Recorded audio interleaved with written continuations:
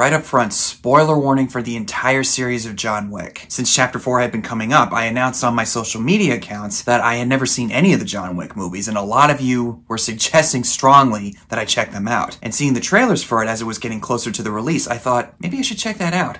Oh, wait a minute. I've never seen any of them, so you know what that means. It's time to expand your minds. It's homework time, okay? So I spent 2 weeks getting caught up on John Wick. There's a lot of stuff I could talk about with these movies, and I'm not going to be able to discuss every single detail about them, but hopefully I can try to provide something for you guys. I apologize for the way I sound if I sound really off. I have some kind of a head cold. I was staying up all night some nights trying to get caught up on these movies, and I left my window open in my bedroom. Some cold air got in, so we all know what that leads to. But it's not just you guys who suggested John Wick for me. A lot of people that I knew in some capacity suggested that I check them out. Joe, you love movies. How could you say you've never seen John Wick? To be honest, I thought it looked kind of stupid and dumb and cheesy. But to sum up my thoughts as best as I can on the previous three, I was really impressed with the first one. A very simple yet unique story, especially with its setting and world building, with the crime syndicates that John Wick relies upon. Oh, and don't touch those guys' dogs. That was probably one of the biggest reasons why I hesitated to see these movies. I just couldn't stomach the thought of seeing a dog getting killed. And when that scene came up, I skipped right through it. I just couldn't. With Chapter 2, I really like how we get a deeper look into the organized crime syndicates that are operating in various places like New York and Rome. Although his reason for coming back I don't think was quite as investing as it was the first time around, because with the dog it was a gift from his late wife, so I think he had a legitimate reason to go after those guys. On the surface, I was one of those people when I saw the trailer back in the day. Really? He goes after those guys because of a dog? But since it was a gift from his wife, that made sense. It was the only piece of her that he had left. The whole blood oath thing, I wasn't really quite as into. But I also can see how John Wick, with his reputation, he would kind of get involved with various organized crime groups and do certain things in order to get the job done. So I could easily see how he would team up with various people like that. I just didn't really think it was as investing. We'll get to Chapter 4 in a second, but thank God for the rest of these movies, no dogs die. That being said, when John Wick is excommunicated, or he's about to, that scene in the park where Winston tells him that he has about 1 or 2 hours left to go before everybody's gunning for him, everybody in the park in that area freezes and looks at him, giving the impression that the whole city is run by this organized crime syndicate. It carries over into the third film when he gets into a fight in Grand Central Terminal. A dead body is on the ground, nobody says a word. It's like they're all in on what's going on. I'd find it more acceptable if it was just a few people sprinkled throughout these crowds, but almost everybody who's like an assassin of some kind, probably not the only one to say this, but when I saw that happen, I thought, no, I don't buy that. Chapter 3, despite carrying that similar flaw that I had with the second film, is a huge improvement. I like how it comments on John Wick in his older age. A few people, if I can remember correctly, who run into him, they're basically saying, you're not getting any younger, kid. In that street chase sequence with the horse, which I remember seeing in one of the trailers when this was coming out, I thought, are you serious? A horse? Seeing it play out, though, it's gonna make me remember it for quite a while. Then there's Halle Berry. To see her in an action role that's actually good, not just with the physicality, but with some legitimately well-crafted character work, that was so needed. Because from what I can tell, she's had a long stretch in her career where it hasn't really worked out so well. And that sequence with her dogs, whew! Just when I was starting to think throughout these movies, okay, how could they top this one or this one? The filmmakers just keep throwing curveballs at you and make you think, oh, okay, all right, that's legit. And as far as the desert sequence where he goes to be reinstated, or basically cutting off his ring finger, they play it up like it's an important choice, but about 10 or 15 minutes later, he falls back on that. So it kind of makes me wonder, what was the point of all that in the first place? But on the other hand, it leads to a very exciting climactic fight, so it's not a complete waste. And then the way it ends is pretty obvious that it's setting up for Chapter 4, which here we are with Chapter 4. And I gotta say, even though I think the previous three have their own merits, this is probably the best of all four. And that's probably because I'm just a sucker for a satisfying conclusion. So at this point, John Wick has teamed up with the Bowery King, played by Lawrence Fishburne, and he's planning an all-out war against the High Table, who's led by Bill Skarsgård. Not just in New York, but we go to Tokyo to see the Continental's influence over there too. And the head of the hotel is played by, I apologize if I say this name incorrectly, Hiroyuki Sanada. He was the Japanese crime boss that Hawkeye stabbed in Avengers Endgame,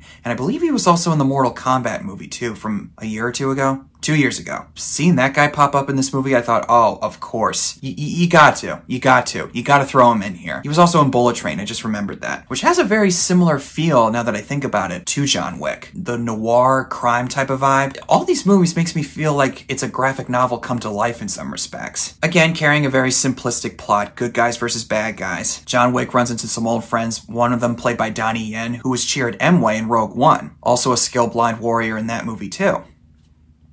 Kind of interesting, actually. Winston Scott is able to earn the trust of John Wick again after he shot him off the roof in the third one, which I thought when I watched it that he was going to be the antagonist of the fourth one, siding with the High Table. But now that I think about it, the concierge, or his name is Charon? Lance Reddick's character, who, sadly, God rest his soul, unfortunately passed away. And his character gets killed off in this movie too, which I was really, really surprised by. If I had to pick a favorite character in the series, it'd probably be him. I guess you could say he was what Lucius Fox was to Bruce Wayne in the Dark Knight trilogy. He knows what John Wick does for a living, but he's able to play it along with some kind of a secret code talk or certain phrases, basically saying, yeah, I know what you do, you know I know what you do, we'll leave it at that, and yes, I will help you. Welcome to the Continental, Mr. Wick. Enjoy your stay. I guess he kind of knew what Winston was up to and that he would eventually find a way to get John to come back to him. He obviously didn't intend to kill him, he just wanted to wound him and make it look real in the eyes of the High Table. Clancy Brown, who was the lead prison guard from Shawshank Redemption, is in here as the senior advisor to Bill Skarsgård's character. Seeing all these different people pop up, I thought, oh my god, this person's in here, that person's in this movie,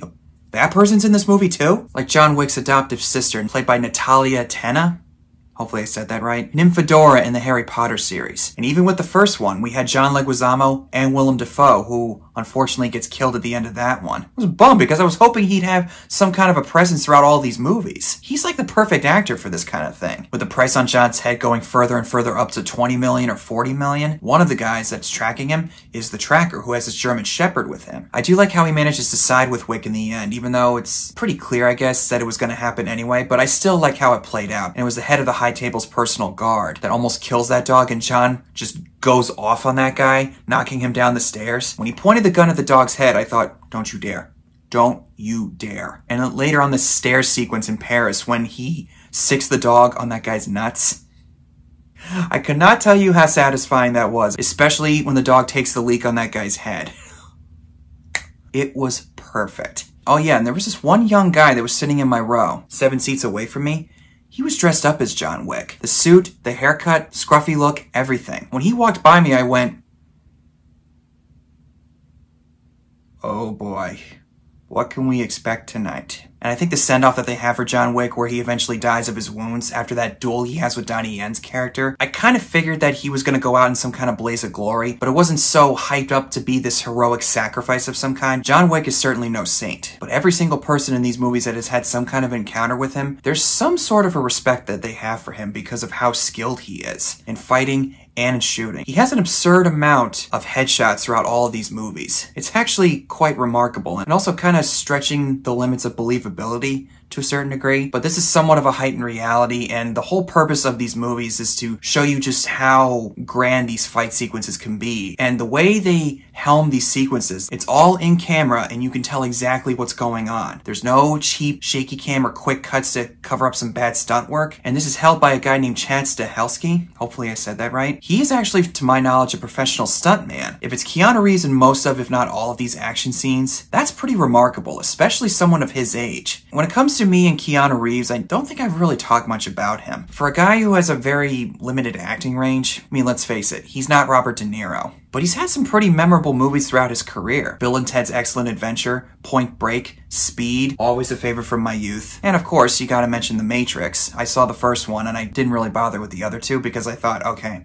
I get the point. And now here we are with John Wick, and this guy's career is still going strong. And Keanu Reeves' performance throughout all these movies, including the fourth one, it's definitely not going to make him an Oscar contender of some kind, but for the type of tone that they're going for, I think it's actually a perfect fit for him. Another busy night, John? Yeah, very busy. Good dog. Good dog. And as I said, John Wick is probably better off going out in some kind of blaze of glory, with him dying on the stairs like that, looking out on the sunset, thinking about his wife. And I thought that was actually a really beautiful image. I do kind of wish that we had more flashbacks with him and his wife to try to get more of a glimpse of what his life was like with her, and maybe a couple more involving what he had with his previous life before he retired. I mean, maybe you could save that for like graphic novels if they haven't come out already for this franchise, but I can easily see how much of an appeal this has with certain people, and I kind of want to kick myself in the butt for not taking the time to see these movies in theaters, at least the previous three. Because a movie like this, as well as its predecessors, they are the kind of entertainment that you go to see on the big screen, especially with this almost balletic type of fight sequences that they do. From second, third, and fourth, if I remember correctly, I think they start doing it in the second one, getting hit by all these sports cars, and he somehow still manages to get up, which I think any normal person would have their legs broken after the second hit. Nevertheless though, just when you think it starts to either push the limits of believability or it might start to get boring with some of the dialogue scenes, you're about maybe 5 to 10 seconds away from the next greatest action sequence you've ever laid eyes on, so you gotta give it props for that. Besides maybe Lance Reddick's character, who is my favorite in this series, Lawrence Fishburne as the Bowery King, he is such a joy to see him just chewing up all the scenery in all the right ways. I'm gonna say it, I think he's one of the best actors alive. He has this really booming sense of confidence that he likes to put on for the audience without it becoming too overbearing in my estimation. And as far as the way John Wick kills some of these goons that come after him, this recent one is probably my favorite use of it, because he uses some kind of a grenade launcher that when he fires it at somebody, they blow up in a ball of flame. My jaw was kind of hanging open for about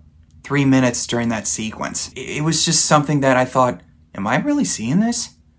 Not just with that, but with all the other stuff that they throw in here too. And I guess you could say that this is not only a crime drama type of thing, which I guess it plays into the various genres that it touches upon, not just the action, attributing to samurai films, which at times kind of reminded me of like a Bruce Lee movie or the little bits that I've seen from Crouching Tiger, Hidden Dragon. You could also call it a modern take on the mobster genre, just without the whole, I'm gonna make you an offer you can't refuse. Don't you ever disrespect this family again, Fredo.